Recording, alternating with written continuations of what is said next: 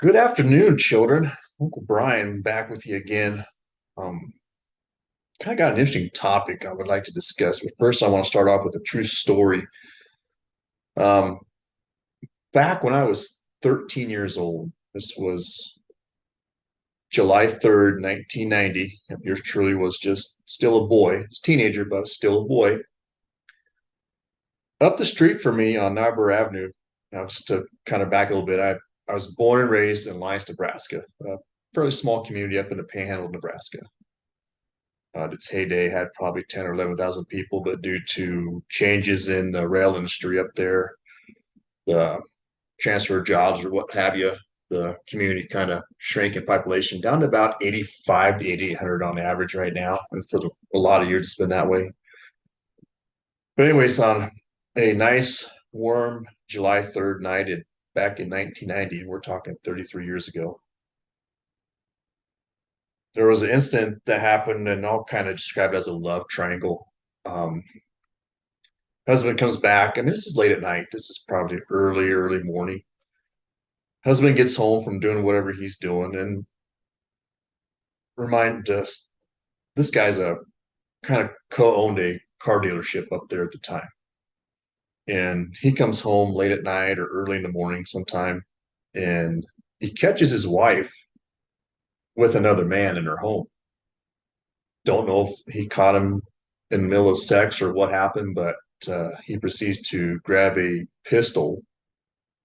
This guy's running out of the house. He chases him out of the house, shoots him dead in their driveway, and turns the gun on himself. At this time, the wife is standing out on the front porch. Don't know exactly what's going through her mind during this time. I'm sure nothing good. But he turns the gun on himself and shoots himself in the head. So obviously, cops and EMS and stuff are on the scene. We wake up that next morning, and if I remember right, I believe the street is blocked off. About half a block is still blocked off. Um, yeah, so what happened? It was a love triangle. Husband comes home, shoots boyfriend in the driveway, turns the gun on himself, shoots himself in the head. Um, and I tried to find this story in a local newspaper, and I'm assuming the way they handle a lot of these cases anymore, like these love triangle type cases, is when the event unfolds, it happens. Cops obviously arrive along with investigators, along with the coroner. Um, they investigate the crime scene. They determine the cause for why the activities happened, and it's kind of a open, closed, shut case. They show up on the scene. Oh, this guy shoots this guy because he was banging his wife, and then he shoots himself, and so on and so on. So it's not like it was a murder that needed to be. We're looking for a killer, in other words. But no, they've got the killer and the victim they're both dead, and so it's like, okay, this is an open, shut case. Clean up the crime scene, bury the deceased, and cases closed essentially. This family had two kids. I went to um, the oldest son was a year ahead of me in school, and I believe the daughter was probably a couple of years younger, if I remember right. Um, we're seeing a lot of this activity happening more and more and more. And I mean, this is in 1990. I mean, this is happening. I mean, this has been happening for years that men are taking these matters into their own hands, and they're trying to somehow solve the problem through whatever means necessary. If it means going straight to violence, I mean, this guy was, like I say, co-running auto dealership in town, so he was kind of big in the community. He was a good neighbor to the people to his left and right and across the street. This would be a guy that you would never think in a million years would act out like this, but when something like that happens and you don't know how to rationally navigate solving a problem, this is what most guys resort to. They resort to what do we call, or not what I call, but what I've researched through a book called Men Behaving Badly, written by David Buss. If you haven't got that book, get that book. That he's got a whole chapter dedicated to what's called intimate partner violence, and that's kind of what happened in this situation is Mr. Smith comes home, sees his wife intimately involved with another man. He immediately loses his shit. I mean, the cheese has slid off that cracker. He goes for a handgun and shoots the guy in the driveway and then shoots himself, and it's done. And a lot of these guys don't think about, they're not worried about jail time. They're not worried about answer for their crime. And what drives this is these people have probably been married for 15 to 20 years. He was 41 years old when this happened. And so it could be safe to say they've been married for close to 20 years. Two kids. He went to work, sold cars 9 to 5, Monday through Friday. Don't know if the wife worked or not. Back then it was some did, some didn't. We were still in that era where women were gradually entering the workforce, but they weren't fully engaged like they are now. Um, this is a classic case of I title this video, can beta males be dangerous? The answer is absolutely. When guys resort to this kind of violence, um, it just signifies one thing. Somewhere along the way, he slipped into marriage, meaning he got comfortable. The wife wanted something more that he wasn't providing. Maybe she wasn't getting enough attention, wasn't getting enough validation. And remind you, this is way before uh, social media ever came out. This was before the internet was ever a big thing. So we're talking she'd had to go out of her way, leave the home, whether it be at the grocery store or at Kmart or Alcor Pomide at the time, and randomly bumped into this guy at a store and started flirting with him, or he was flirting with her. Maybe she worked somewhere and he was a regular customer. That was back when you really had to put in the effort to find a partner, to cheat, a cheating partner. We don't have the luxury of nowadays where you can get on your phone and a dating app and swipe right or whatever, and boom, you could have a date. You had to actually do the work back then. Like I said, we didn't have any of this internet or dating apps or social media or anything like that. It was if you wanted to cheat on your partner, you actually had to go out there and hit the streets. And so, and just from my experience, and guys they're resorting to this stuff because they feel like they have no choice. Their life has been ripped out from underneath them. Okay. I don't think it's so much the divorce that scares them. I think it's more of the rage that's built up that instantly, it's not really built up, but it's the rage that just immediately shows up, and then it just fires off like a powder keg. Guys get mad. Another short story too is with my dad. He was a heavy alcoholic, a drinker, um, which ultimately turned my mom off from him over the years. And she did the same thing. She went out and she worked at a local bank in town. The guy that she got involved with was a regular customer of that bank. Every payday he got paid, he would go and find her in the, knew where she was working, went to her line specifically, and conducted his banking business with her. And while they were doing that, they were kind of flirting on the side there. And my dad, instead of, like I said, taking care of himself, putting himself first, his way of handling it was to be vindictive.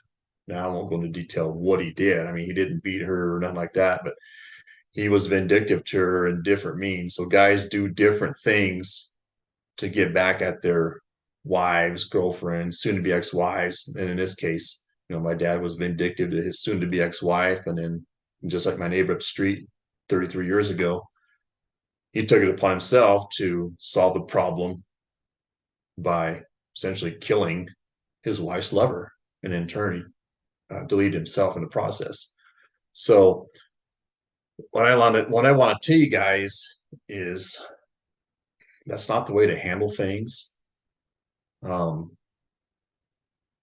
One thing I've learned over the years in my marriage, and when my marriage started going south, and when I noticed things were different between my wife and I,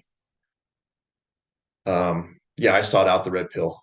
I went and looked up different content creators. I read Roland Tomasi's book series. I everything I looked in that book. And one thing that I could take out that of many things I took out of that was take care of yourself. Put yourself first before your wife and children.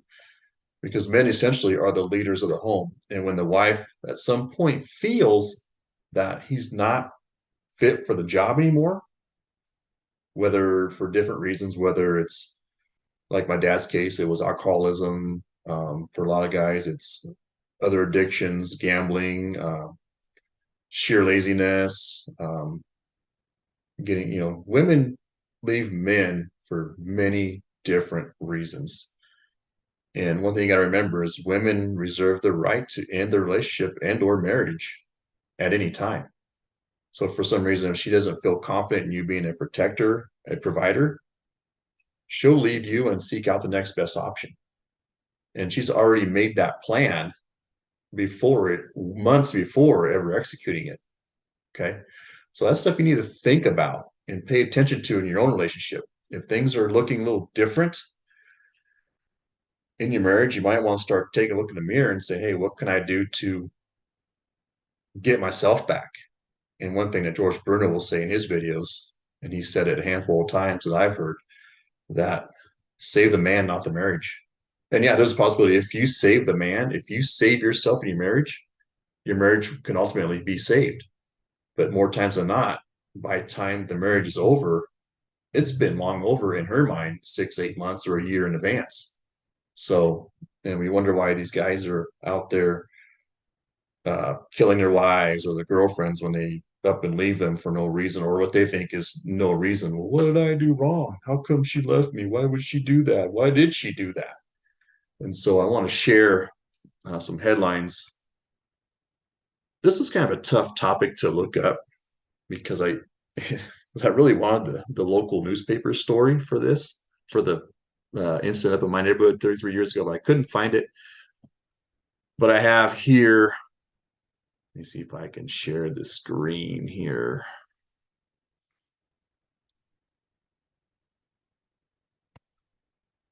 I just started kind of learning my way around Zoom a little better. Um, Share screen. Let me see here. Should give me an option here. And what I did, guys, is I Googled man kills cheating wife. I tried different things and I got a bunch. I really did get a bunch of headlines here. Um, Starting out June 22nd, 2023. And I'm not gonna read these articles, but they're headlines. Man shot pregnant wife when caught cheating. This was reported in the Miami Herald, so I'm assuming down there in South Florida. Man shot his pregnant wife that was caught cheating. In that instance, the man that shot his wife, that might not even been his kid. She might have got pregnant by her lover. New York Post reports here back. Well, this was kind of recent, August of 2023. Texas man murdered wife's lover, wrapped body in plastic. So guys are going are going all out on this.